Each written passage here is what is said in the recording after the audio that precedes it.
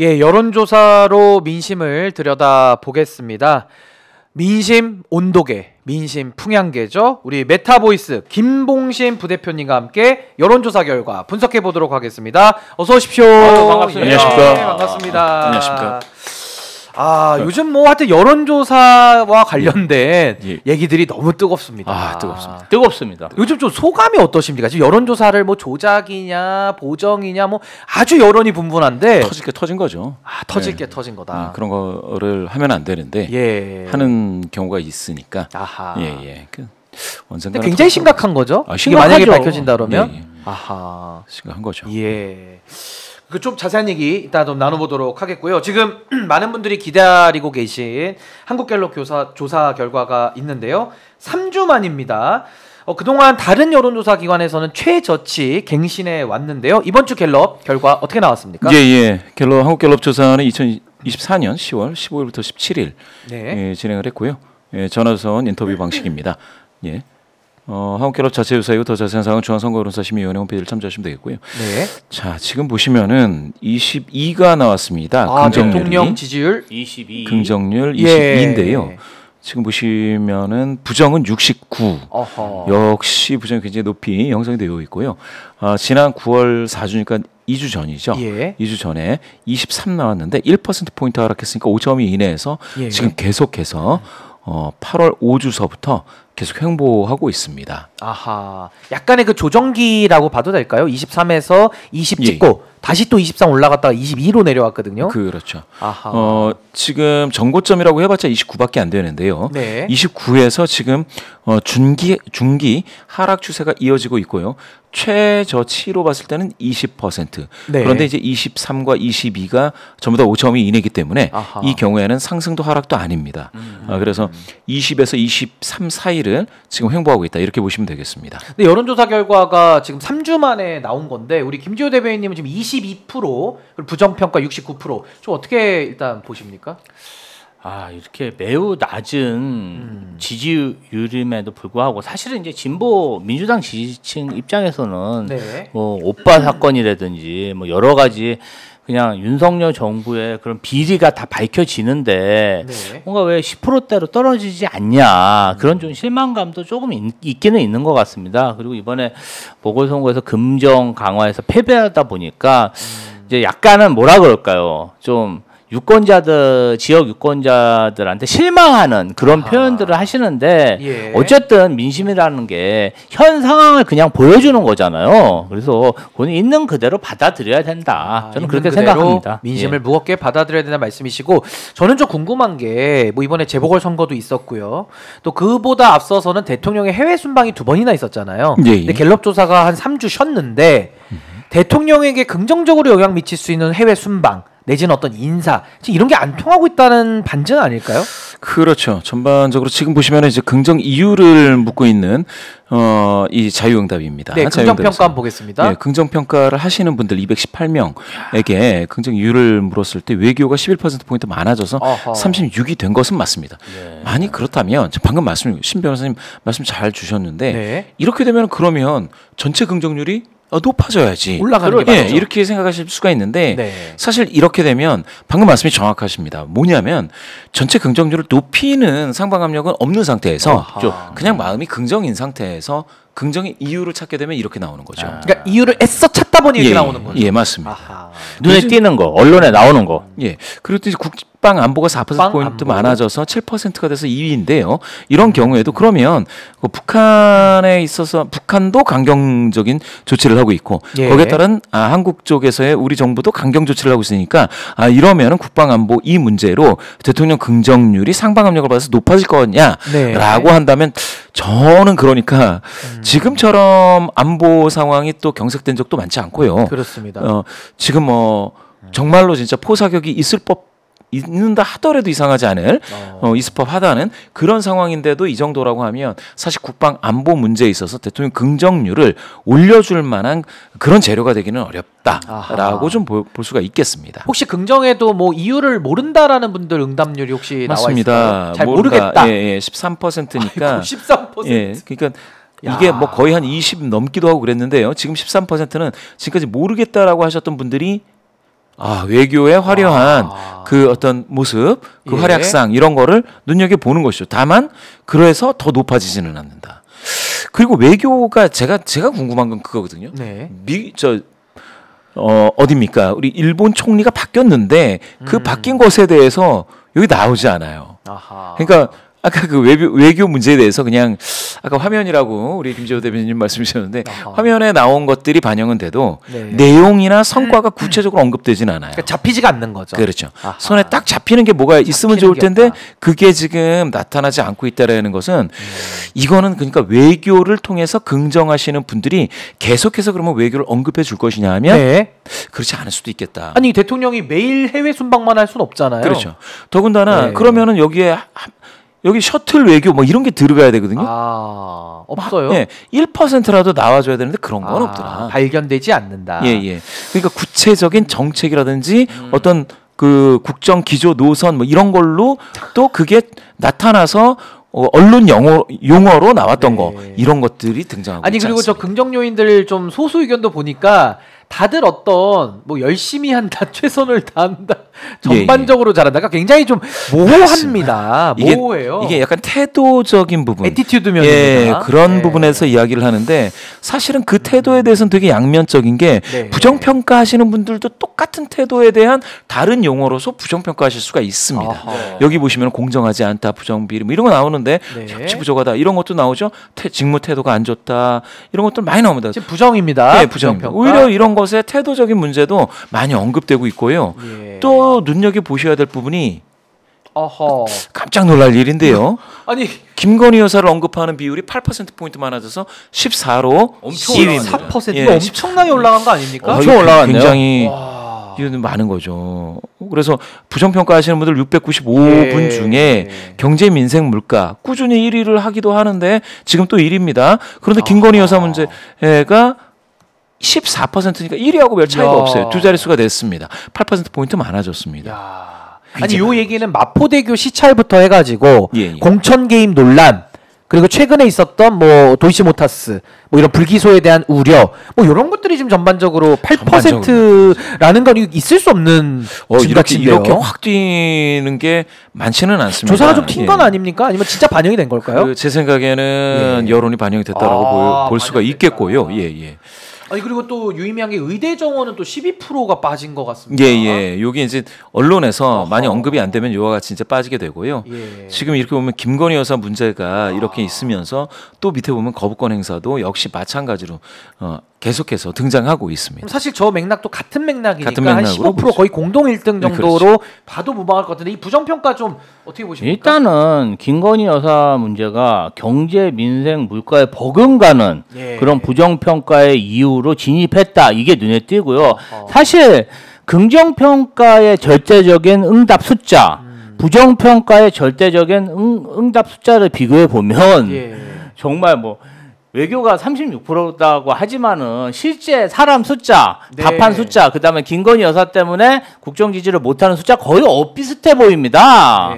뭐 부정평가보다 부정평가, 긍정평가에 비해서 뭐 거의 3배 이상 높은 거잖아요. 맞습니다. 그래서 김건희 여사 문제가 굉장히 전국의 핵심으로 올라왔는데 이런 여론을 알면서도 대통령실과 검찰에서 김건희 여사를 지금 도이치모터스 주가 조작 의혹에서 불기소 처분하지 않았습니까? 그래서 앞으로도 여론이 악화될 가능성이 매우 크다.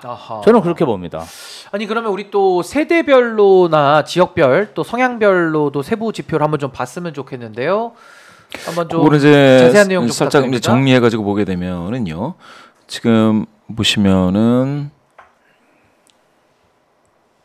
이 화면을 약간 키우면은 이게 보시면은 서울, 인천, 뭐 대전, 세종, 충청, 광주, 전라, 대구, 경북, 부산, 울산, 경남 모든 지역에서 오차 범위를 벗어났습니다. 제가 이거 계산을 해놓은 건데요.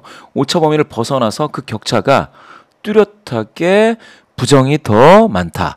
이렇게 보시면 되겠고요. 지금 보시게 될 것 같으면 서울 여기가 서울이죠. 인천, 경기, 그 다음에 대전, 세종, 충청 이렇게 보시면 될 텐데, 엄청나네요.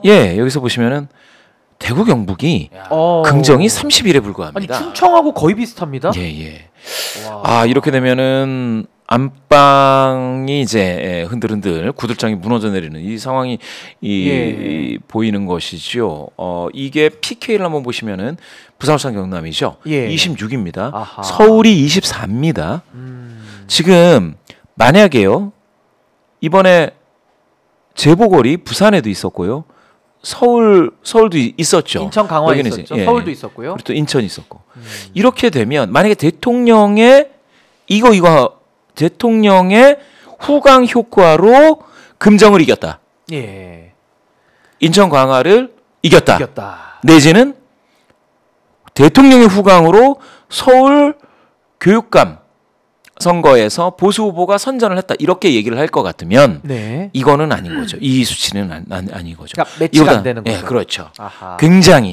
굉장히 다른 이야기가 나오고 있는 겁니다. 긍정률이 이렇게 낮은데 PK에서 긍정률이 26%인데 그런데 금정을 이겼다. 61% 나왔습니다. 예, 안 맞잖아요. 그렇게 따지면 애써 대통령을 머릿속에서 지우고 투표장에 들어갔을 확률도 있다. 그럴 가능성이 있다. 금정이 현재 권력은 안 보고 미래 권력 생각하면서 갔다. 정확한 말씀이십니다. 아니 그 강화도요 50% 얻었는데 지금 지지율 보니까 18% 아닙니까? 인천 경기 18. 여기 차이가 많이 납니다. 물론 인천 샘플이 이제 적긴 하겠습니다만 그렇지만 이 분위기를 쭉 보시면 지금 대통령과 관련된 윤석열 대통령과 관련된 또 뭐 부정평가 이유에서 나왔지만 김건희 여사 포함해서 대통령실을 바라보는 이 국민 마음은 어떻게 보면 화난 분도 계시고 어떻게 보면 되게 서운하신 분도 계시고 지금 이거 상황이 너무 안 좋다. 정말 안 좋죠. 아니 근데 우리 대표님 말씀 들어보니까 사실 지금까지 나왔던 이 결과들 그러니까 재보궐선거에는 상당하게 대통령의 지지율 부정평가 많이 미쳤을 것이다. 그렇죠. 근데 이겼던 결과는 한동훈 대표 내지는 좀 미래를 생각하면서 많이 투표를 했을 것이다. 요렇게 저도 보는 게 통계적으로 맞을 것 같거든요. 그러니까 사실상 친윤계와 친한계가 지금 다른 분석을 내놓고 있는데 둘 중에 하나는 틀린 말을 하고 있고 둘 중에 하나는 맞는 말을 하는 거 아닌가. 그렇습니다. 라는 생각이 좀 들면서 수치로 나온 거죠. 대구 경북이 지금 무너졌다. 이 평가에 대해서 어떻게 보십니까? 아니 그리고 사실은 요새 좀 친윤계가 없어지고 있어요. 예를 들면 뭐 지금 나서는 친윤계 의원이라 그러면 권영세, 권성동 원조 윤핵관 뭐 그 정도인데 요새 김은혜 얘기 들어보셨습니까? 이철규 의원도 말 안 합니다. 이철규 의원도 얘기 안 합니다. 배현진 의원도 말 안 합니다. 배현진도 얘기 안 합니다. 친한으로 아니 원조 친윤이었던 사람이 옛날에 그 장재현 의원이 한번 호루라기 불면 70명씩 모였잖아요. 근데 민들레도 있었죠. 민들레라는. 그런데 요새는 보면은 친윤 의원들이 점점 사라지고 있다. 친윤계가 사라지고 있다. 보이진 않지만 사라지고 있고 그에 반해서 좀 한동훈 친한계가 굉장히 좀 나서는 모습을 보이지 않습니까? 뭐 김종혁 최고위원이라든지 신지호 전략계 부총장이 굉장히 워딩을 세게 얘기하고 있고 제가 이제 어제 뭐 보수 패널하고도 방송을 했는데 뭐 그냥 이번 그냥 승리 그냥 금정에서 이긴 거에 굉장히 고무됐더라고요. 그리고 그러니까 친한계 쪽에서. 그리고 뭐야 온전히 뭐 이번 보궐에서 지면은 친윤계에서 이거 한동훈 책임이라 그러지 않았냐? 그러면 승리했으니까 온전히 우리가 잘해서 이긴 거 아니냐? 막 그런 큰 소리 빵빵 쳐서 제가 하도 그렇게 자랑을 했고 샴페인을 너무 빨리 터뜨리신 것 같습니다. 그렇게 말씀드렸는데 어쨌든 이러한 여론조사를 보면은 민심은 확실히 윤석열 정권에 떠났고 보수도 확실히 정말 윤석열 대통령을 버렸다. 지금은 윤석열 정부가 소수의 그런 그 핵심 친위대들한테 자리를 나눠주고 이권을 나눠주면서 어렵게 지금 이 위치를 유지하고 있다. 위태위태하다. 저는 이렇게 보고 있습니다. 아주 그냥 철권 통치로 그러니까 북한식 정치를 하고 있는 거죠. 아주 그냥 그 소수의 간부들만 그냥 정말 그냥 온갖 이권을 몰아주고 그냥 자리를 나눠주면서 자리 그 국정을 논할 수 있는 자리를 노략질하면서 전리품처럼 마구 나눠주면서 이거를 꽉 지키고 있는데 대부분의 세력들은 떠나갔다. 조금 말씀으로 상세하게 설명해 주셨습니다만 그냥 한마디로 김대남 비서관의 평가를 빌리자면 그냥 꼴통 정치하고 있다. 이렇게 정리가 될 수 있을 것 같고요. 혹시 세대별이나 성향별로 한번 좀 살펴볼까요? 세대별로 한번 보시면은 지금 20대, 30대, 40대, 50대까지 다 일자가 앞에 보입니다. 10%대. 이야. 아 이건 참 충격이죠. 아니, 이런 때가 있었습니까? 70대도 부정이 더 많네요. 70대는 이제 1% 포인트 더 많은데 이제 긍부정이 대등하다 이렇게 거의 대등한 상황이고. 그런데 자 70대가요. 이렇게 변화를 보면 긍정이 2주 전보다 10% 포인트 빠졌습니다. 긍정이요? 아하. 긍정. 부정이 올라갔습니다. 모르겠습니다. 이건 의료 문제가 있을지 어쩔지 좀 봐야 됩니다. 왜냐하면 이제 어르신들 같은 경우에 좀 아프셔서 좀 정기적으로 다니시는 분들도 많으실 텐데 많이 불편하셨을 거예요. 그러면 이제 불편감이 이제 많을 텐데요. 아하. 그런 것이 반영이 되는 것인지 요 수치 반토막 난 이 수치도 사실은 10% 포인트 빠진 거다 긍정에서 이렇게 좀 확인을 해주시면 되겠고요. 무엇보다도 이 보통 이제 20대 후반에서 30대 초반까지 일부 아시겠지만 이제 세대 포이론 뭐 이런 얘기들이 있었는데 그거 완전히 옛말 됐습니다. 지금 보시면 10대, 20대, 30대, 40대, 50대까지 허리를 이루고 한참 일하는 시기. 그러니까 활동하는 사람들 거의 맞습니다. 다. 경제 활동 인구가 많이 분포해 있는 그런 세대 연령대에서 지금 윤석열 대통령에 대해서 10%대 긍정으로 하고 있습니다. 와, 놀랍네요 결과 자체가. 그렇습니다. 그러니까 지금 사회에서 활동하는 사람들은 거의 지지자들을 지금 찾을 수가 없는 게 통계로도 나오고 있고 저는 저기서 유의미한 게 60대 있지 않습니까? 맞습니다. 원래는 60, 70대를 묶어서 봤었는데 60, 70대도 약간은 커플링에서 디커플링으로 지금 가고 있다. 그렇죠. 60대가 오히려 70대 쪽으로 붙는 게 아니라 오히려 50대 쪽으로 지금 붙어가면서 아주 하락의 폭이 큰 것 같은데요. 그걸 정확히 보셨는데요. 이 격차를 그래서 오차 범위로 넘느냐 안 넘느냐를 보시면 방금 말씀하신 것처럼 20대, 30대, 40대, 50대, 60대까지는 오차 범위를 넘어서서 부정평가가 더 많습니다. 그런데 자 70대만 오차 범위 이내에 있지만 그것도 1%포인트 마이너스가 돼버렸어요. 왜냐? 10% 정도가 빠졌으니까. 빠져버렸습니다. 70대에서. 이걸 보니까 윤석열 대통령이 업적이 있네요. 어떤 업적이죠? 세대를 통합해서 반대하게 한 그런 업적이 있네요. 세대를 정말 국정을 반대하게 하는 그러한 세대 통합을 이뤄냈다. 하나 더 추가하면 지역 통합도 이뤘죠. 아까 위에서. 그러네요. 지역도 거의 다 부정 여론이. 윤석열에 반대하는 지역과 세대를 그러니까 지역을 뛰어넘어 세대까지 통합한. 근데 김건희 여사로 인한 부정 평가가 거의 탑 1위입니다. 1위. 이 민생 먹고 사는 문제랑 비슷하게 김건희 여사가 부정평가 이유예요. 이거 정말 놀랍지 않습니까? 놀랍습니다. 그리고 정말 놀라운 일이에요. 그리고 성향별로나 뭐 직업별도 혹시 뭐 참고만 할 것들 있으면 아주 체크해 주시죠. 한다기보다는 보수 중도 진보 명수로 따졌을 때 이번 조사는 보수하고 진보하고 아주 큰 차이는 없습니다. 당연히 중도가 더 많은 상황이고요. 그 와중에서 보수에서 3%포인트 아주 극히 미세하게 빠졌습니다. 긍정이요. 그렇게 그 정도 이제 체크를 해주시면 될 것 같습니다. 그럼 앞으로 이게 지금 보수 쪽이 저는 키를 쥐고 있다 이렇게 지금 보고 있거든요. 근데 보수가 지금 재보궐선거 이후에 윤한 갈등 이게 또 어디로 튀느냐가 지금 상당히 초미의 관심이거든요. 뭐 윤석열 대통령, 한동훈 대표 독대도 지금 뭐 준비 중이다. 뭐 아직 확정된 건 없는 것 같은데 독대 이후에 벌어질 보수의 내분 내지는 분열사 여기에 대해서 좀 어떻게 보십니까? 일단은 지금 독대인지 면담인지 또 정진석 비서실장이 참여한 면담인지 이게 지금 막 언론 지면상에서 굉장히 어지럽게 나오고 있어요. 그래서 지금 확실히 독대가 될지 안 될지 지금 모르는 상황인데 한동훈 대표가 지금 샴페인을 터뜨리고 지금 마음껏 즐기고 있는데 아무래도 선거에 이겼기 때문에 지금 이제 한동훈 대표는 마지막 기회거든요. 이번에 보수를 쇄신하지 못하면 본인이 또 얘기했어요. 정부와 국민의힘을 꼭 쇄신해야겠다고 얘기했기 때문에 입장을 냈습니다. 페이스북에. 이번이 마지막 기회인데 아마 이번에는 좀 세게 치고 나가지 않을까. 그러면 이제 글쎄요. 가장 중요한 거는 김건희 여사, 최상병 뭔가 좀 제대로 수사를 해서 꼭 특검이 아니라도 검찰이 제대로 수사를 해서 죄가 있으면 기소하고 재판 받게 해서 재판에서 가려내면 되지 않습니까? 그거 자체 수사 자체를 거부하기 때문에 이 부분과 관련해서 뭔가 매듭이 지어져야지 뭐 무슨 뭐 김건희 여사 사과하고 뭐 김건희 여사 활동 자제 이런 거는 국민 그런 법강정을 충족시킬 수가 없습니다. 그리고 이제 그 한동훈 대표도 저는 이번 어쨌든 총선 과정에서 건윤 심판, 김건희, 윤석열 심판을 해서 금정 강화해서 선전하고서 인정합니다. 예.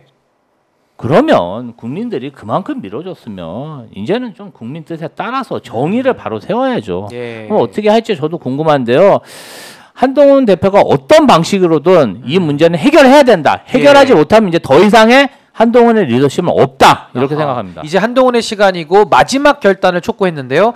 지금 이 재보궐선거 결과, 그러니까 승리의 결과에 대해서도 친윤계, 친한계 평가가 완전히 극명히 갈리고 있거든요. 이게 나중에 추후에도 세력 간의 그런 갈등, 주도권 싸움으로 보수의 균열, 보수의 분열을 더 가속화시킬 수 있다라는 점에 대해서는 좀 어떻게 보십니까?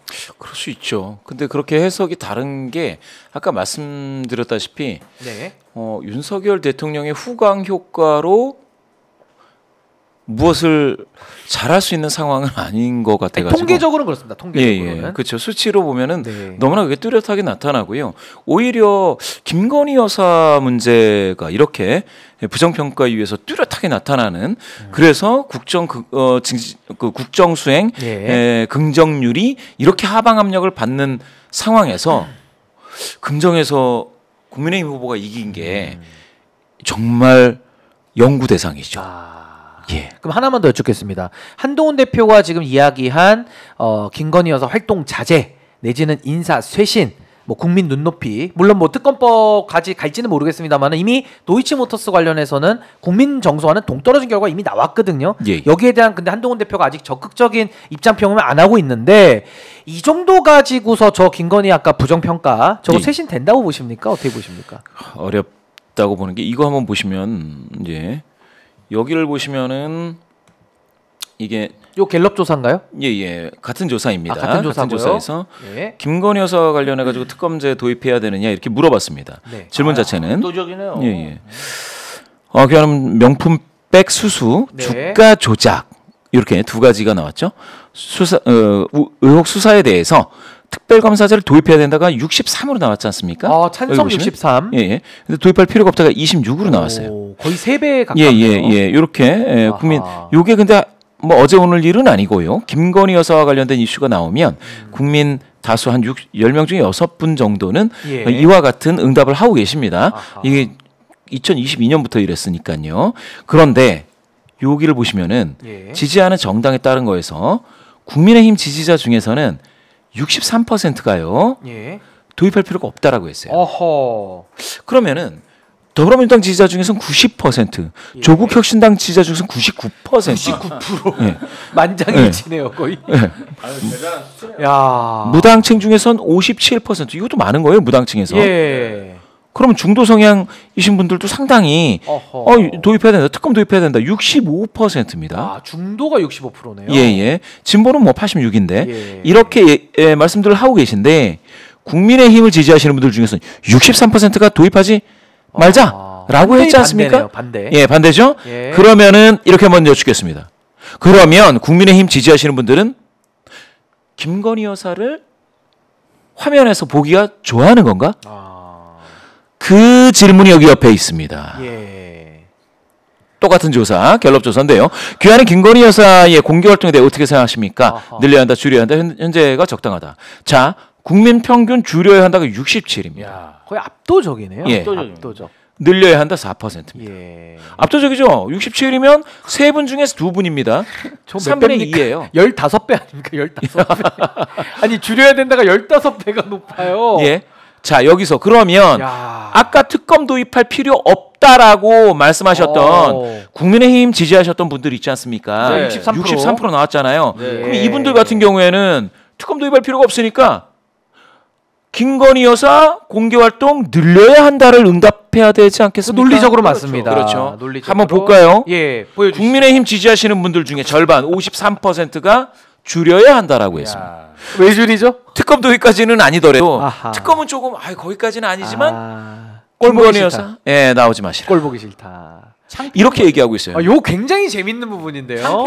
국민의힘 지지하시는 분들 중에서 이렇다. 늘려야 된다가 6% 있습니다. 6%. 와, 6%는 매우 충신. 아니 근데 우리도 윤석열 대통령 무식하다고 하지만 김건희 여사도 남들 앞에서 우리 무식한 오빠 이렇게 얘기하지 않습니까? 아 너무 재밌는 조사 결과네요. 특검에 대해서는 반대가 60%. 근데 김건희 여사 공개 활동 줄여야 된다 53%. 53%. 국민의힘 지지자 중에. 와.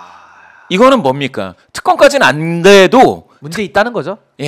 나오지 마시라. 공개 활동하지 마시라. 그러니까 정리하면 정치적으로는 이미 심판받은 겁니다. 그렇죠. 사법적인 것까지는 모르겠으나 이미 국민의힘 지지자 중에서도 지지가 평가가 끝난 겁니다. 그렇죠. 왜냐하면 돌아다니면 국민의힘 지지율이 떨어진다는 걸 그걸 아니까 돌아다니지 마라. 그렇습니다. 마치 국민의힘 후보들이 선거 출마하면서 벽보에서 윤석열 대통령 사진을 지웠듯이 그렇죠. 김건희 여사 나오지 마라. 활동 자제해라라는 한동훈 대표에 대한 입장에 대한 공감일 수도 있어요. 굉장히 많은 부분이 공감을 지금 보여주고 있다. 그래서 아까 말씀하셨던 친윤과 친한의 갈등이 이 건으로 계속되면 제 느낌에는 친윤이 그 이슈에서 이슈 프리미엄을 갖기는 불가능하다. 아니 근데 이거는 조사 결과만 놓고 봐도 이미 친한계가 접수한 거 아닙니까? 그렇죠. 숫자가 그렇게 나왔습니다. 너무 압도적인데요? 이거는 국민분들의 말씀입니다. 와, 이건 너무 여론입니다. 이 여론이 그렇고요. 친한계가 뭐 이런 여론조사를 좀 봐야 되는데 자꾸 명태균 씨 같은 사람을 어울려 다니면서 좀 왜곡된 여론조사를 많이 접하다 보니까 뭔가 좀 아니 근데 저는 문제도 뭐냐면은 아무리 친한계가 옳다고 하더라도 전 그게 당내에서나 소구력이 있지 이미 국민들의 전체 여론은 특검을 하라는 얘기거든요. 그럼요. 그러니까 한동훈 대표도 당내 여론에만 만족해가지고 친윤 이겼다 이것만 갖고 좋아할 상황은 전 아니다 이렇게 보거든요. 정확히 보셨습니다. 지금 상황은 그래서 공개 활동 자제가 아니고 이 옆에 같이 보셔야 되는 숫자는 보여주시죠. 특검제다. 요게 핵심이라는 거죠. 이렇게 나오고 있습니다. 이 두 가지 이슈를 같이 해법을 찾아야 될 것이다. 아니 진짜 오늘 구독자님들 너무 이게 참 통찰을 오늘 우리가 얻어가는 게 이 동시에 보니까 이 조사 결과를 입체적으로 동시에 보니까 아주 정확하게 민심이 좀 이해되는 너무 좋은 인사이트였습니다. 그럼 우리 정당 지지도도 한번 나왔죠? 한번 볼까요? 정당 지지도 어떻게 나왔을까요? 정당 지지도가 그래서요. 국민의힘이 최하치를 타이 기록을 다시 찍었습니다. 아니 선거 이겼는데 왜 갑자기 최하치가 되는 거예요? 이거 좀 설명 좀 해주시죠. 아니 선거 이겼잖아요, 대표님. 왜 최하치가 나오죠? 선거가 금정구 선거가 전국 선거처럼 됐을지 모르지만 전국 유권자들은 다른 걸 봤던 것이지요. 다른 거 어떤 거 봤을까요? 친윤 친한 간의 갈등, 김건희 여사와 관련된 문제, 명태균 이슈 여러 가지가 나왔습니다. 공천 개입까지 다 나왔으니까. 검찰의 이번에 불기소 결정 있지 않습니까? 그거는 100% 반영된 건 아닌데 제 느낌은 이제는 검찰도 계속 나오면 검찰 이미지가 김건희 여사 이미지와 오버랩 될 수 있다. 그렇죠. 그러니까 같은 패밀리처럼 보이는 거죠. 왜냐하면 제가 생각하는 건 검찰이 이재명 대표 2번 2년 3년을 구형을 했습니다. 공직선거법 말씀하신 거죠? 이제 그렇게 되면 막 당 지도가 확 빠지고 이재명 대표 지도가 확 빠질 것 같은데 탄탄하죠? 그런데 김건희 여사와 관련돼서는 이렇게 됐다라고 하면 제 느낌상 언론이 이 부분에서 언론이 말을 하지 않을 수 없고요. 그렇게 되면 여론은 반응을 합니다. 아니 그러면 김건희 여사도 공개활동 자제해야 되고 검찰도 공개활동 자제해야 되네. 아니 검찰도 사진 찍히면 안 되고 자제하셔야 될 것 같은데 이거 어떡하죠? 국가기관인데 어떻게 자제하죠? 근데 이제 방금 말씀하신 게 문제죠. 국가기관이라. 난감한데. 국가기관이기 때문에. 국가기관인데 그 월급을 반납하면서 자제하는 건 어떻습니까? 아니 근데 저는 월급을 뺏고 궁금한 게 있는데요.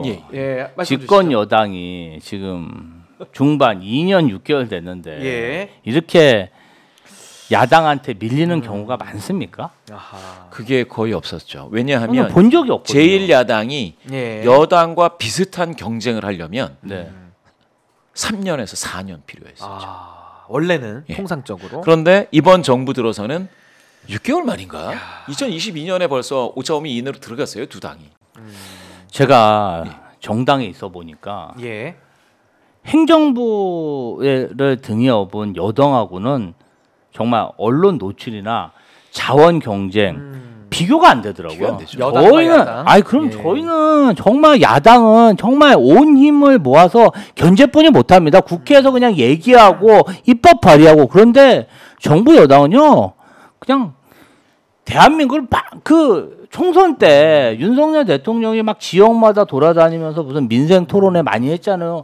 그런 게 정말 야당으로서는 그 핸디캡을 정말 뛰어넘으려고 엄청 노력해야 되거든요. 그러니까 수단이 없죠, 야당. 엄청 노력해도 돈이 있으니까 뭐가 사람이 있습니까? 그 인사권도 없고 자리 줄 수도 없고. 야, 그런데 지금 저렇게 국민의힘을 압도한다는 것 자체가 뭐 의석수는 차이가 있지만 조금 놀랍네요. 아니, 근데 우리 김봉신 대표님께서 너무 중요한 부분 말씀해 주셨는데 재보궐선거에서도 승리했지만 그래도 일단 국민의힘 지지율이 3%라는 아주 큰 격차로 떨어졌기 때문에 저 상황에서 사실은 김건희와 검찰이 하나로 보인다. 요게 지금 굉장히 좀 중요한 상황인 것 같습니다. 그럼 앞으로 이거 한동훈 대표한테 달려 있는데 국민의힘 지지율 좀 반등할 가능성도 있다고 보십니까? 앞으로? 있기는 있는데요. 그렇게 되려면 대통령실이 진짜 한동훈 대표가 요구하는 것들을 과감히 수용을 하면서 또 한동훈 대표가 야당에게도 할 얘기가 있어야 됩니다. 야당은 더 이제 중요한 이야기를 좀 수사라든지 특검을 꺼낸 건데 거기에 대해서도 대책이 있어야 되는 거죠. 그 정도가 나와야 그러니까 뭐 특검을 받거나 여당이 아니면 받지 못한다면 다른 조치로서 그에 준하는 무엇인가를 할 수 있다던가 뭐 아이디어가 있어야 되는데 지금 같은 경우에는 제가 봤을 때 김건희 여사 특검과 관련된 그 의혹의 개수만 보더라도 과연 여당이 물론 보훈성 방탄 있지 않습니까? 대통령실에 대한 보훈성 방탄. 그러니까 국민의힘 여당 국회의원들이 이번에 총선에서 뭐 공천을 받는 과정이라든지 이런 것들 전반을 따져서 보훈성 방탄을 해줄 수밖에 없는데 그것도 이제 유통기한이 거의 끝나가니 그러면 무엇이 어떻게 나올지는 지켜봐야 되고요. 그 과정에서 완전히 디커플링 되는 상황이 있을 수도 있죠. 결국은 디커플링 됩니다. 여당도 내부가 분화돼. 아니 지금도 그 분화의 조짐은 보이고 있는데 말씀하신 대로 특검 수용 외에 다른 방안은 잘 안 보이거든요. 무슨 뭐 활동 자재 가지고 이게 좀 되고 뭐 사과해서 될 건 아닌 것 같은데 국민의힘 지지율 반등 가능하다고 보십니까? 아니 이제 국민의힘이 사실은 이번 금정 강화에서 승리했기 때문에 사실 민주당으로서는 좀 뼈가 아픕니다. 속상한 면은 있죠. 뭐 특히 강화에서는 그래도 민주당이 좀 다음번 지방선거에서 만회할 수 있는 그런 추격 발판을 마련했는데 금정에서는 저희가 노력 많이 했는데 좀 20% 차가 넘는 그런 석패를 당하다 보니까 많이 아쉬운데요. 그러니까 눈에 보이지 않는 여권 보수, 국민의힘 지지층의 결집 절대 저희가 무시할 수가 없다. 그렇기 때문에 좀 냉정하게 봐야 된다는. 왜냐하면은 사실은 이제 뭐 우리가 한동훈 대표에 대해서 많은 비판점이 있지만 그런 어떤 정당 안에 있으면서 여당 대표가 대통령을 비판하고 또 특히 이게 본인을 또 비판하는 거는 또 정치인으로서 이해 가는데 또 배우자에 대해서 같은 여당 대표가 직접적으로 정말 직격을 하는 것에 대해서는 감정적으로 매우 섭섭할 수가 있거든요. 근데 그런 부분 특히 동고동락했던 정권의 2인자가 정말 그렇게 공격한 부분은 어떻게 보면은 국민들이 그 부분을 굉장히 평가했다. 그렇게 봐야 하는 게 맞겠죠. 그래서 저희는 그렇습니다. 국민의힘과 저희는 경쟁 관계입니다.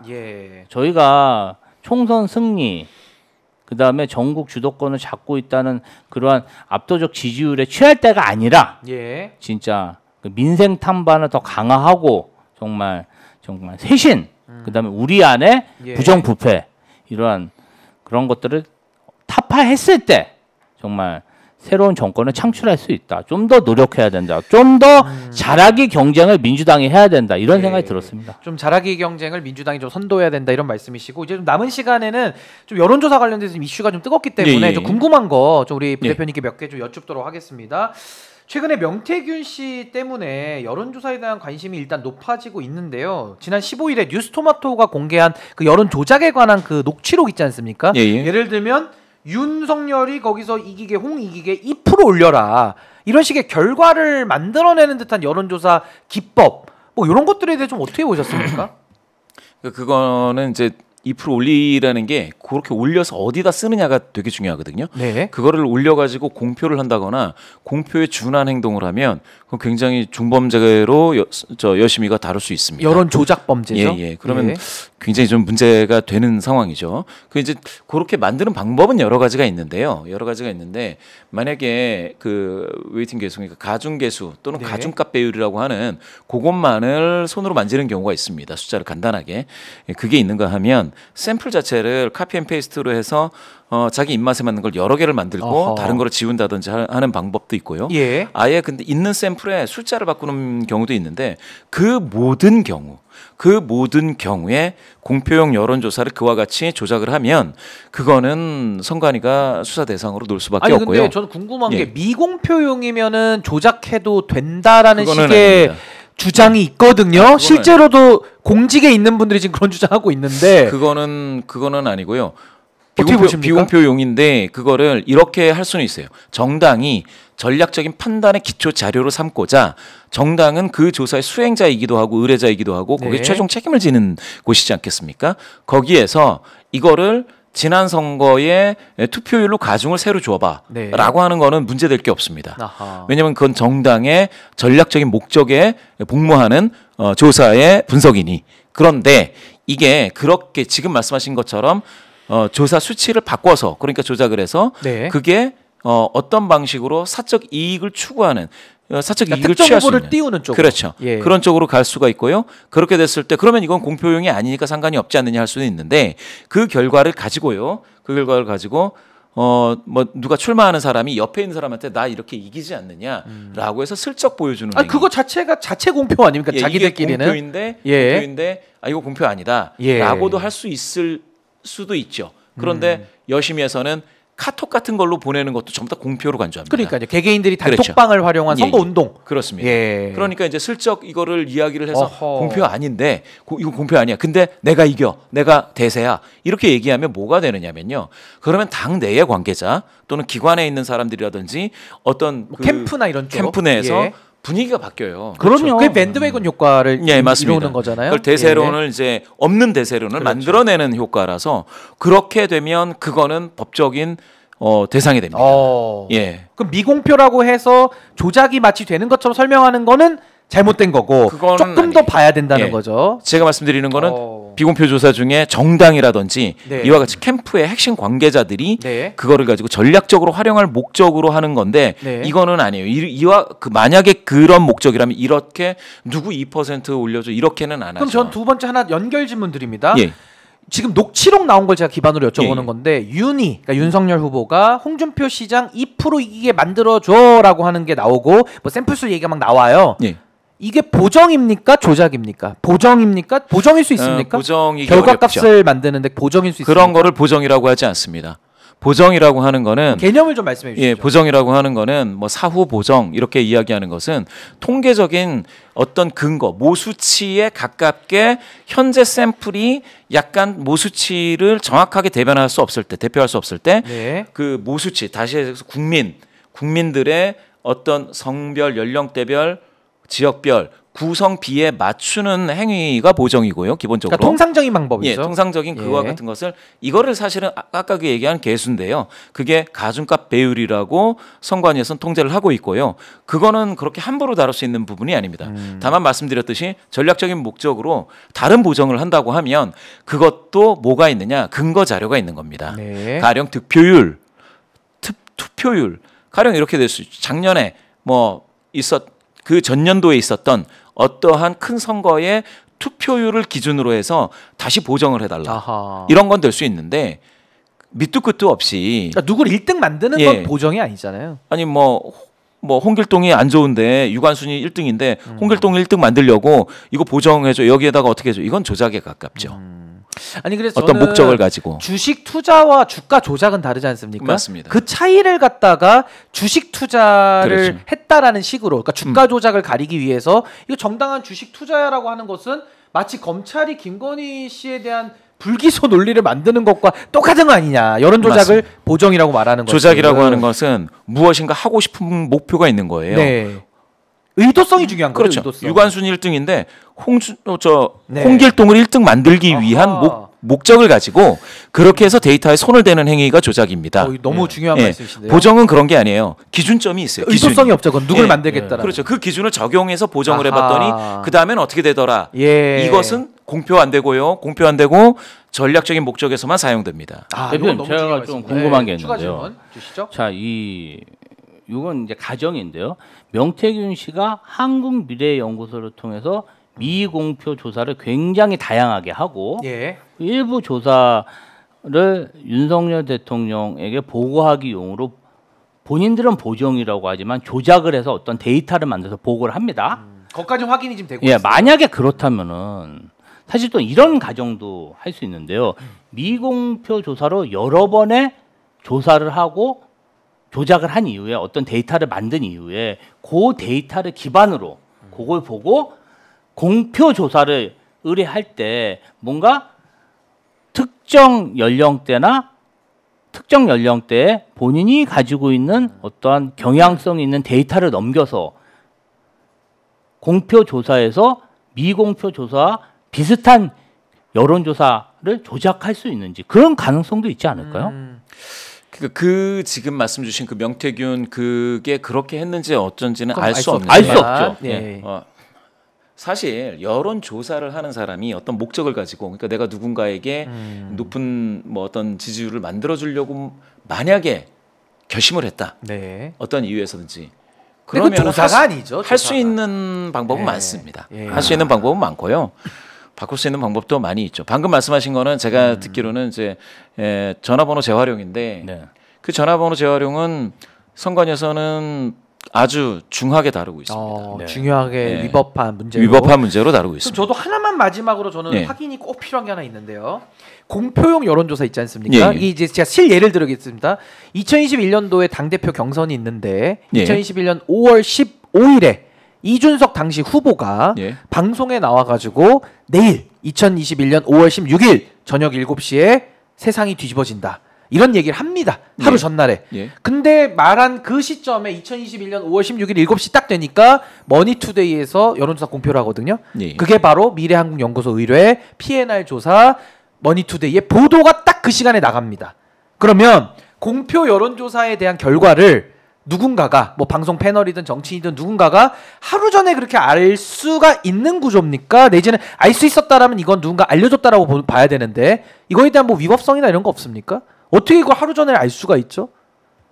내용을 공표한 게 아니기 때문에 이준석 대표가 근데 분위기는 공표를 했습니다. 분위기는 내용은 얘기는 안 했지만 그러면 그거는 법리적으로 따져봐야 될 문제고요. 만약에 그와 같이 누가 앞서고 있다라는 것을 공표한 게 되면 사전 공표가 되기 때문에 그거는 문제가 되죠. 왜냐하면 세상이 뒤집어진다, 커뮤니티가 다 뒤집어진다 이제 이런 식으로 얘기를 하면서 그러니까 연막을 피우는 거죠. 본인이 유리한 결과가 나왔다라는 분위기만 띄우는데 그러니까 제가 궁금한 건 하루 전날에 그 여론조사 결과를 누군가가 수행을 했을 거 아니겠습니까? 그걸 그렇게 미리 고지를 해준다라는 게 가능하냐? 안 되죠. 안 되는 거죠. 근데 안 되는데 그걸 방송 나와서 얘기를 해버렸거든요. 그러니까 이 부분은 규명이 저는 반드시 필요하다고 보는데 나경원 의원이 이걸 물어보거든요. 왜냐하면 그때 당시 경선에 2등 피해자입니다. 나경원 의원이. 근데 물어보는데 이준석 의원이 여기에 대해서는 답을 안 하고 그러니까 저는 궁금한 게 누가 여론조사 기관이든 언론사든 누가 미리 알려줄 때 하루 전에 이게 가능하냐라는 게 저는 궁금한데 이준석 의원이 여기에 대해서 아니 남들도 다 알고 있고 나는 1등하고 잘 나가니까 다 알려주던데 그거 못 받아보셨어요? 이렇게 얘기를 하거든요.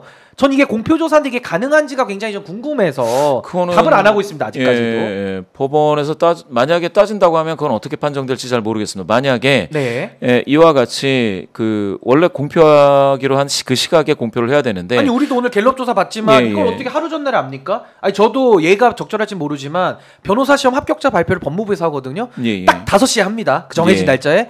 누구도 그 전에 미리 알 수 없어요. 그래서 와가지고 다 새로 고침하면서 시간 기다리는데 어떤 사람이 하루 전날에 합격 사실을 안다 그러면 이건 문제가 되는 거 아니겠습니까? 근데 이거를 여론조사도 저는 가능하냐? 이게 제가 지금 궁금한 질문이에요. 그게 이제 그렇게 알려주는 것도 안 되지만 알려줬는데 그분이 방송이나 나와서 얘기한 게 있습니다. 이야기를 했다라는 증거가 거잖아요. 있습니다. 이 두 가지가 그러니까 현행법을 위반하느냐 부분에 대해서는 논란이 있겠지만 누군가는 주장할 수도 있을 것 같아요. 그러니까 문제는 분명히 있는 거죠. 살펴볼 필요 수치를 있는 거죠. 공개한 것은 아니기 때문에 난 수치 공개하지 않았다라고 하는 것은 가능하지만 그렇지만 그러면 뉘앙스라든지 이런 것들이 누군가의 승패를 공개한 거 아니냐. 시간까지 알고 있거든요. 시간까지 얘기해요. 그 다음날 시간까지. 시간은 알 수 있어요. 시간은 공개되어 있습니다. 내일 몇 시에 공개한다라는. 세상 뒤집어진다고. 그러니까 그게 이제 뒤집어진다라는 게 뒤집어진다고 문제시 될 것 같아요. 아니 그래서 저는 이준석 의원도 본인이 미리 받아본 것까지는 인정은 해요. 이거 잘 나가는 사람들은 미리 알아본대요. 근데 저는 뭐 못 나가서 그런지는 모르겠습니다만은 전 누가 저한테 알려주는 사람도 없고